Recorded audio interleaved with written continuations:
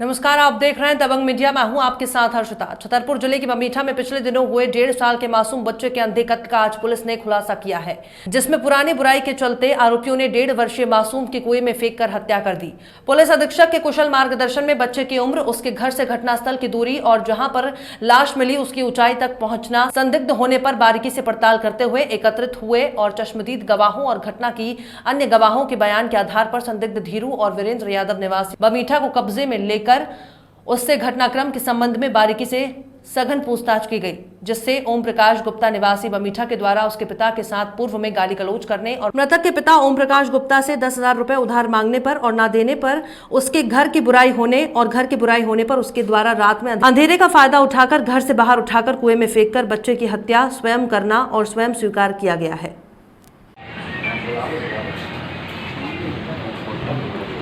अब इस बच्चा की जो हत्या हुई है उसका क्या खुलासा किया? हाँ, ये घटना 12 तारीख की बात है। 12 तारीख को करीबन शाम 7:30 बजे की बात है। बमीठा थाना क्षेत्र के अंतर्गत लाइट चली हुई थी।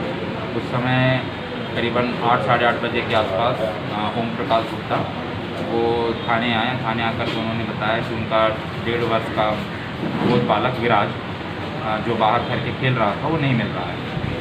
तत्काल इसमें पुलिस ने एक्शन लेते हुए चारों तरफ तलाशी अभियान जारी कर दिया और तलाशी अभियान जारी करने के बाद हम सभी जगहों पे जाकर के जहां संभावित क्षेत्र में बच्चा मिल सकता था उसकी तलाश की गई, उसके परिजनों से पूछताछ की गई अगल बगल सभी जगह। और उसके बाद इसमें 363 का अपराध पंजीबद्ध करके विवेचना में ले लिया गया। और पुलिस रात में सर्चिंग के दौरान करीबन 3 बजे के आसपास यहीं के थाना बमीठा क्षेत्र के रहने वालों ने जानकारी दी कि जो बालक लापता हुआ था उसकी बॉडी जो है थाने के पीछे वाले कुएं में औंधी पड़ी हुई है। तत्काल थाना बमीठा के टीआई और थाना चंदनगर के चौकी प्रभारी मौके पर पहुँचे। वहाँ पर जाकर के हमने देखा और बॉडी को निकलवा करके उसकी शनाख्त कराई, जो कि वो जो बालक लापता हुआ था उसी की थी। उसके बाद बॉडी को उनके घर वालों से पहचान करवा करके उसको पीएम के लिए अस्पताल भेज दिया गया। और पुलिस ने बारीकी से सारी चीज़ों की जांच की कि क्या क्या हो सकते हैं इस एंगल में। सर, क्या वजह रही है इसके पीछे? अब जब पुलिस ने इसमें जांच की तो जांच में बहुत सारे तथ्य सामने आए कि जो घटना जो हुई उसमें करीबन 7:30 पौने 8 के बीच में जो लाइट चली गई थी बमीठा क्षेत्र में आधे घंटे में, उसमें जो तथ्य हमारे सामने आए उसमें ऐसा आया कि चूँकि बच्चा 1.5 साल का था, उसकी जन्म तिथि हमने उसके घर से बुलाई, तो बच्चा 1.5 साल के होने की वजह से वो 3-4 कदम ही चल पाता था और चल के गिर जाता था।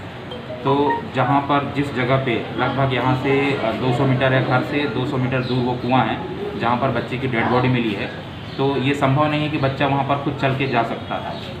पहला संदेह करने की वजह है। दूसरा, ये अपना हाईवे क्षेत्र लगता है, बस स्टैंड लगता है, तो इतने भीड़ भाड़ वाले इलाके में बच्चा फ्रीली 200 मीटर मूव नहीं कर सकता।